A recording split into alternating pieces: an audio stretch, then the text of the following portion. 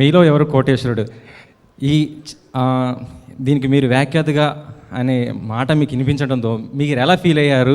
అంటే ఇంతవరకు చూస్తే నాగార్జున గారిని అంత ఆడియన్స్ చాలా బాగా రిసీవ్ చేసుకున్నారు కదా, సో దీనిపైన ఎలాంటి ఎఫెక్ట్, అంటే నాగార్జున గారిని ఆయన కంటే కూడా ఇంకా మీరు ఏ విధంగా చేయడానికి ట్రై చేశారు? మొట్టమొదటిగా ఈ అవకాశం నాకు వచ్చినప్పుడు నేను ముందు హెసిటేట్ చేశాను. నాగార్జున గారు చాలా బాగా చేస్తున్నారు కదా, ఇప్పుడు ఆయన మార్చాల్సిన అవసరం ఏముంది, అండ్ చాలా ఇంట్రెస్ట్గా ఉంది. నేనే ప్రతిసారి మిస్ అవ్వకుండా చూస్తుంటాను మీలో ఎవరు కోటేశ్వరుడు, మా ఇంటల పాది చూస్తుంటాం. ఇది అవసరమా అని అనుకున్నాను. ఎందుకంటే ఇది హ్యాండిల్ చేయటం, యాంకరింగ్ చేయటం అనేది కొంచెం స్ట్రెస్ఫుల్గా ఉంటుంది. ఇప్పుడు పోయి ఆ స్ట్రెస్ తీసుకోవాలి, నాకు ఏంటి అవసరం అనే రిలక్టెంట్ భావంతో నేను ఉన్నాను. బట్ వాళ్ళందరూ కలిపి మా బోర్డులో మేము నిర్ణయించుకున్నాము, ఒక చేంజ్ కావాలి. కొత్తగా వస్తున్నప్పుడు లోగోతోటి లాంచ్ అవుతున్నప్పుడు ప్రతి ప్రోగ్రాంకి ఫేస్ చేంజ్ కావాలి, దానివల్ల ఇక్కడ కూడా మార్చుకోవాలన్న మార్పు కోసమే ప్రయత్నం తప్ప అది నాగార్జున గారు ఏమీ తక్కువ చేశారని కాదు. మీరు చెప్పింది చాలా కరెక్ట్, ఆయన చాలా బాగా చేశారు అని వాళ్ళు నన్ను కన్విన్స్ చేయడం జరిగింది. అది అయిన తర్వాత మొట్టమొదటి ఇంకా నేను ఎస్ఆర్ నో చెప్పకుండా టైం గెయిన్ చేసినప్పుడు నేను మొట్టమొదటిగా నాగార్జునకు ఫోన్ చేశాను. నాగార్జున ఇలాగ అవకాశం నాకు వచ్చింది, నేనేమో కొంచెం హెసిటేట్ చేస్తున్నాను అనేసరికి నో అంటే మీరు డెఫినెట్గా చెయ్యాలి, వాళ్ళు చెప్పింది చాలా కరెక్ట్, ఒక చేంజ్ కావాలి, అప్పుడే మళ్ళీ ప్రోగ్రాం ఇంకో లెవెల్కి వెళుతుంది, ఆ నమ్మకం నాకు ఉంది, మీరు ఖచ్చితంగా దీన్ని మరో లెవెల్కి తీసుకువెళ్తారని తను చాలా ఎంకరేజ్ చేశాడు. ఆ రకంగా చాలా స్పోర్టివ్గా అలా చేయటం అన్నది నేను తనకి చేసి తన నుంచి కూడా నేను ఎస్ చెయ్యండి అని ఆ ప్రోత్సాహం నాకు లభించిన తర్వాత దెన్ వీళ్ళకి ఎస్ చెప్పడం జరిగిన తర్వాత నుంచి ఇది అంత ఈజీగా అనుకోలేదండి. ఎందుకంటే సినిమాలో డైలాగులు అనుకోండి, ఒక పేపర్ ఇస్తారు, డైలాగులు బై హార్ట్ చేస్తాము, కెమెరా స్టార్ట్ అవుతుంది, యాక్ట్ చేస్తాం, అయిపోయింది, రిలీవ్ అయిపోతాం, మనం నెక్స్ట్ షాట్ ఏంటని చూసుకుంటాం. ఇది అలా కాదు, it is a continuous process ఇది. అండ్ ఒకసారి స్టార్ట్ అయిన తర్వాత టిల్ ప్రోగ్రామ్ ఎండ్ అయ్యేంత వరకు వాళ్ళు ఏం మాట్లాడతారో మనకు తెలియదు. వాళ్ళు మాట్లాడిన దాని మీద మనం ఎలా రియాక్ట్ అవ్వాలో, మనం వాళ్ళని ఎట్లాగా ఇన్స్పైర్ చేసి వాళ్ళ నుంచి మంచి టాపిక్స్ ఎలా రాబట్టాలి, అలాగే సేమ్ టైం గేమ్ ఆడుతున్నప్పుడు ఆ ఎగ్జైట్మెంట్ని 0 నుంచి అలా 100% ఎలా తీసుకువెళ్ళాలి అనేది it is wonderful experience. At the same time stressful కూడాను. బట్ అది అలవాటు అయితే అది ఆల్మోస్ట్ ఆల్ కేక్ వాక్ లాగా అనుకోండి. అండ్ నాకు నిజంగానే ఇది చేయటం అన్నది చూస్తుంటే నిన్ననే ఇప్పుడే అంటున్నారు కెవిన్ గారు అక్కడ కూర్చున్నప్పుడు, ఫస్ట్ ఎపిసోడ్ రేపు లాంచ్ కాబోతుంది 9:30కి. మన వాళ్ళందరూ చూశారంట, చాలా బాగుంది, చాలా ఎగ్జైట్ అవుతున్నారు అండ్ చాలా ఎంకరేజింగ్గా ఉందని చెప్పేసి. అలాగే సిద్ధార్థ్ బాస్ అని చెప్పేసి ఎవరైతే ఈ సినర్జీకి చీఫ్ ఉంటారో, ఈ ప్రోగ్రామ్ని నడుపుతారో, ఆయన అన్నారని చెప్పేసి టి సుబ్రహ్మరెడ్డి గారి వాళ్ళ ఇంట్లో జరిగిన వెడ్డింగ్కి అమితాబ్ బచ్చన్ నేను కలిసినప్పుడు అమితాబ్ బచ్చన్ ఆయన స్వయంగా చెప్పారు, నాకు సిద్ధార్థ్ బసు చెప్పారు, చాలా బాగా చేస్తున్నారని, చాలా ఎంకరేజింగ్గా చేస్తామని. ఆ మాట మీ నోటంటే కేబీసీ చేసినటువంటి అమితాబ్ బచ్చన్ నోటంటే ఆ మాట రావడం అనేది నాకు పెద్ద సర్టిఫికెట్లా ఫీల్ అవుతున్నాను. I'm really very happy.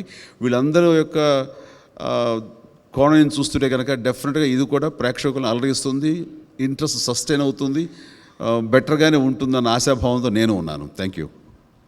ఈ షో స్టార్ట్ చేసినప్పుడు అంటే మీరు సినిమాల్లో మీకు ఆల్మోస్ట్ 10 years గ్యాప్ ఉంది, అప్పుడు పెద్ద ఎక్స్పెక్టేషన్స్ లేవు.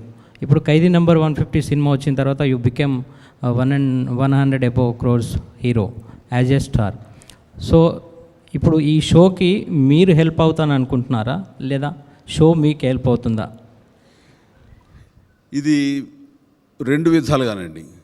ఖచ్చితంగా ఈ షో మరొక లెవెల్కి రావడానికి నా ఇమేజ్, ముందుగా ఈ సినిమా ఇంత పెద్ద హిట్ అయినందుకు దాని యొక్క ఎఫెక్టు, నా పర్సనల్ ఇమేజ్, ఇవన్నీ కూడా దోహదపడతాయి.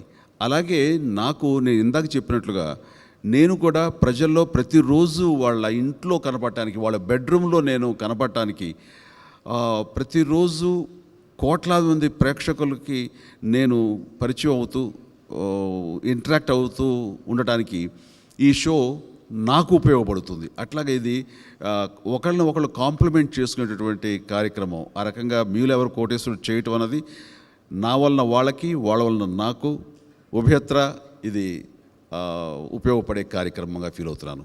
Thank you. Sir Chiranjeevi. Yes please. Sir మీ షోకి నాగార్జున గారు వస్తానని అన్నారు.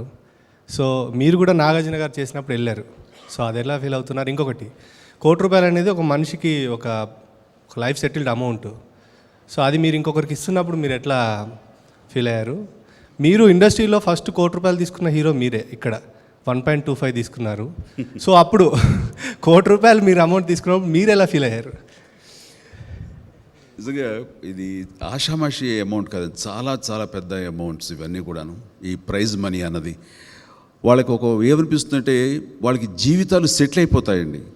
ఇలా ఒక్కొక్కరు వాళ్ళ చిన్న చిన్న అప్పులు కానివ్వండి, ఇళ్ల మీద ఉన్న అప్పులు కానివ్వండి, లేకపోతే వాళ్ళ ఆశయాలు నెరవేర్చుకోవడానికి వాటిని వెచ్చించడానికి ఆ అమౌంట్ కావాల్సిన అమౌంట్ కానీ ఇవన్నీ కూడా ఒక అరగంట గేమ్ ఆడటం ద్వారా వాళ్ళకి లభిస్తుందంటే కనుక ఇది నిజంగా చాలామంది జీవితాల్లో పెను మార్పును తీసుకొచ్చేటటువంటి గొప్ప గేమ్ షో మీలో ఎవరు కోటీశ్వరుడు. అది నేను ఫీల్ అవుతున్నాను. నిన్న ఒక షో చేస్తూ బెంగళూరు నుంచి రోడ్లు ఊడ్చుకునే ఒక ఆవిడ వాళ్ళ కూతురు వచ్చింది. ఆ కూతురు వచ్చినప్పుడు ఆ అమ్మాయికి ఏంటంటే వాళ్ళ అమ్మ ఆరోగ్యం సరిగ్గా లేదు. అమ్మ ఆరోగ్యానికి, అలాగే తన చదువుకి, తన తమ్ముడు చదువుకి, వీటన్నిటికీ నాకు కనీసం ఫ్యూ ల్యాక్స్ కావాలి, ఉంటే కనుక చాలండి, మా జీవితాలు సెటిల్ అయిపోతాయి, ఇంతకంచి మాకు ఏ ఆశ లేదు, దానికోసమే వచ్చానంటూ ఆ అమ్మాయి చాలా ఎగ్జైట్ అవుతూ చాలా ఎమోషనల్గా చెప్తుంటే, ఆ అమ్మాయితో ఆడుతున్నంతసేపు ఆ అమ్మాయి గెలవాలి, గెలిస్తే బాగుండు, ఈ యొక్క ఆటలో కొన్ని లక్షల అమ్మాయికి వస్తే బాగుండు, వాళ్ళ జీవితం సెటిల్ అయిపోతుంది కదా అని నేను కూడా ఎంతో ఆశగా ఆ అమ్మాయితో ఆడుతున్నాను. ఆ రకంగా కొంతవరకు ఆడి కొంత గెలుచుకుంది.